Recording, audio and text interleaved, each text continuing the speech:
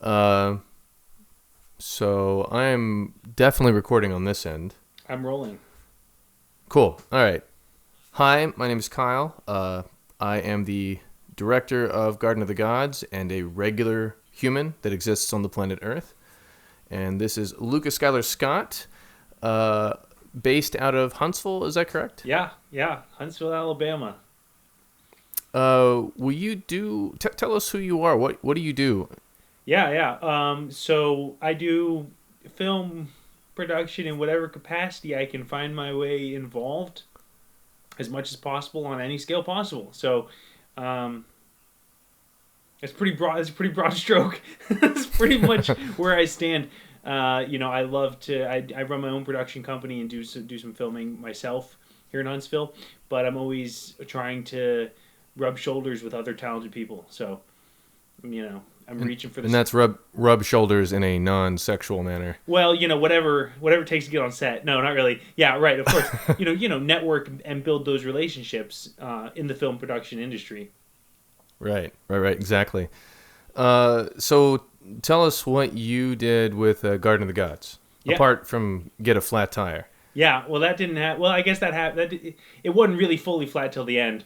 I have the whole thing documented too. I've got tons of photos and some videos of you and me assessing the damage poorly. But Garden of the Gods was exciting. I worked as a sound mixer / boom operator, kind of like the sound everything guy for the production. It was awesome. He was like the Batman except for sound. He only had sound on his utility belt, but it was a lot of gear. Yeah. Well, I have enough experience working on enough different sets to know that I always need empty space in my pockets because stuff's going to come my way. I don't know what it's going to be, but there's always someone trying to hand you this or hand you that, or someone needs a thing. And then also, you don't really know for sure what you're going to need. And this is the first time I've ever worked sound at this capacity. So, I did my whole YouTube research thing, and they're like, this is what every sound guy needs in his bag. Excuse me, I'm drinking a seltzer. LaCroix. Proudly sponsored by LaCroix. Not really.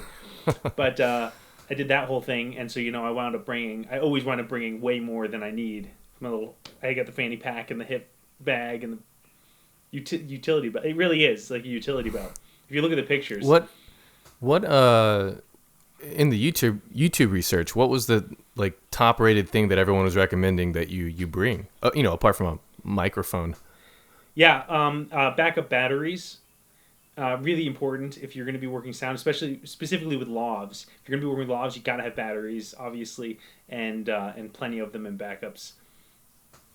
Lavs. Okay, so I'm going to ask you 5 questions, maybe 6. We'll see. I'm going to start with a couple of weird softball questions. Question number 1: what is your favorite movie? Geez, working in film, people always ask this, and I don't think I have a good answer. I don't know. I always say, I love the movie Fight Club, but I feel like that's kind of cliche. Yeah. Everyone loves Fight Club, so. Yeah. A white guy in a hat also likes Fight Club too. Yeah, right.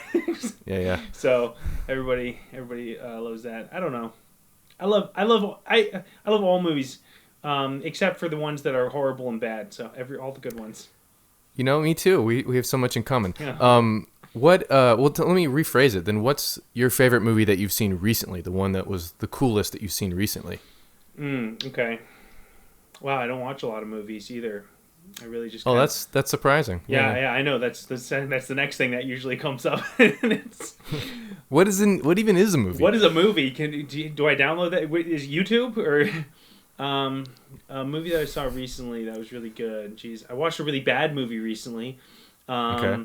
It was about the end of the world. I don't know. It was called 2012. It was John Cusack, and I kept thinking The Rock was going to be in it, but he was never. No. He was never in it. And I watched that last night actually. But it was like I was like working on other stuff and just doing 100 things, and so it wasn't really watching it. But I saw enough of it to really wish that I hadn't even started playing it. Like I wish I just started anything else. So sorry. 2012 is an example of a movie that if you have a lot of money and you don't know how to spend it, Great way to go. And I've seen John Cusack and other stuff that I really liked. Like I love Gross Point Blank. I thought it was really cool. I saw that recently. Yeah. It was pretty good. See, that counts. That counts as a favorite recent movie. Yeah, he murders the guy with the pen in the hallway. I thought that was cool. Oh my god. Oh, what was that? That was late 80s, early 90s? Mm-hmm. Oh yeah, that was peak that time period. Let's see, question number 2. Purely mathematical, purely from an objective standpoint, what film have you literally watched the most?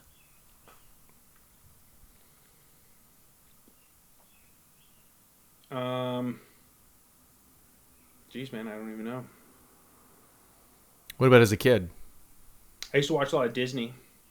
Mm-hmm. Lion King? Ton of Disney. No, Alice in Wonderland. Oh, love that film. No, that's good. Yeah, I love that film. That was great. Me and my little brother. See, we weren't allowed to have television because my mom was like anti-TV, and so we watched tons. We had these VHS. I mean, like one of the floor-to-ceiling bookcases, and you get like all the VHSs lined up, and we just had so many of them, and we had a ton of Disney movies, and we watched Alice in Wonderland over and over again. Dumb and Dumber. Oh man. Yeah. I've watched that movie so many times. Oh my god, I'm right there with you with Alice in Wonderland. I actually really adore that. I mean, when was that? 30 something, 1940 something. Crazy old. I don't even know the release year. I'm gonna double check my sound. I think it's still happening. Yeah. So, question number 3, and feel free to ramble. Best shoot day on Garden of the Gods. What was your favorite day and why? Let's see. So, do we shoot for 4 days or 3 days? We shot 4 days. Yeah. So I think it was day 3 before all that rain really hit, because it was I feel like it was the 4th day that it was it was just so rainy, pouring down, and it was all basement stuff. Day 3, I had really kind of like settled in. We were at the house, that main house where like all the stuff goes down. I think, yeah. And that was good, man. I felt like I had enough experience with the F8, the equipment, so I was like becoming technically proficient, and also kind of falling into my groove in terms of working sound. I've worked as a first AC and I've worked as a PA a whole bunch, and so on set as first AC and as PA, it's like always you're like boom boom boom boom boom boom. With sound, it's just you're just waiting and waiting and waiting till it's time to roll again. And so there's so much like setup things going on that it was really hard for me to sit back. By day 3, I was like, all right, I get it. I'll just chill. Like I kept going to Bill like, what could I do? And he kept like saying like, go stand over there and wait. And then we'll. So, but day 3 was really good. I feel like that the crew was really melding. Bunch of guys I'd worked with before, some new people, and so they were like, with a film crew, with my experience, it's like the everyone's relationship kind of evolves over time, and you got a lot of funny people, a lot of silly guys, silly people on set, and so a few days in, you start winding up with a couple of running jokes going on. And so that that kind of like was in full gear by day 3. I thought it was great. It was a lot of fun. Everybody was just kind of like going. What was one of those running jokes? I don't recall any running jokes. Chad, stupid man. He's just crazy. He saw my cover video on my Facebook page, and I whip into frame, and I'm like, "What's up, guys? It's Lucas Skylar Scott from Skylar Scott Studios." And it's like an ad, like I'm pitching my business, and I guess he saw that, and so.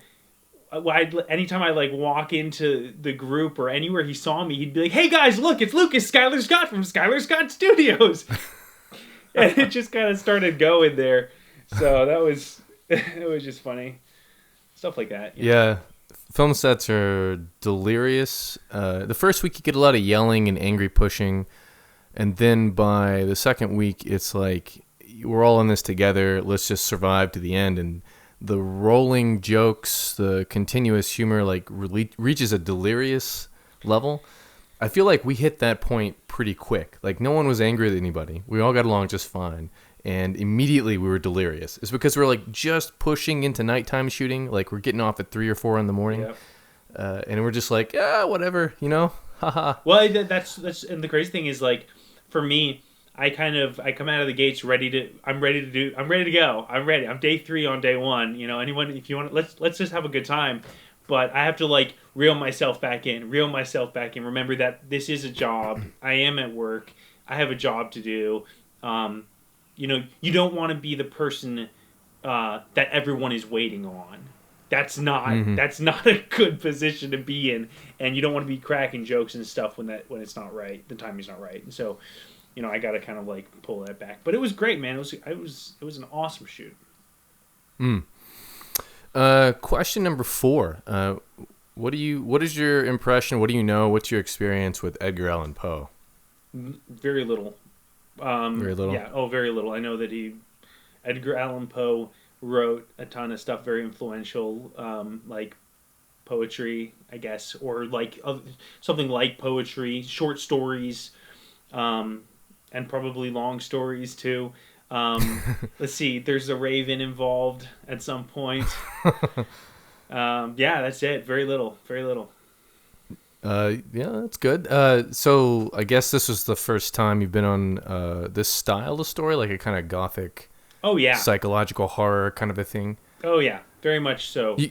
You wouldn't tell it from the crew, but it was kind of a dark movie. It was very dark. No, it was totally. It was very dark, and you know that kind of makes me, and that brings me back to like the whole like the goofballing around and on set and stuff. You know, it's important to remember. And this actually, another one that I had done recently was also dark. It was horror, and it's like, you know, you goofball. But something to remember is, like, especially specifically for the actors, the people that are going to be now performing and doing this performance, they need space to kind of like let that emotion expand. And it's kind of probably hard to be like, okay, now we're going to roll. So now the jokes are over and now it's time to be super serious. There needs to be some buffer there. And so as like a crew member, joking around on a set where it's like needs to be down here and low key and like dark and like the vibes need to be down there. I don't know. It's just important to remember that. And this is definitely the story is very dark, man.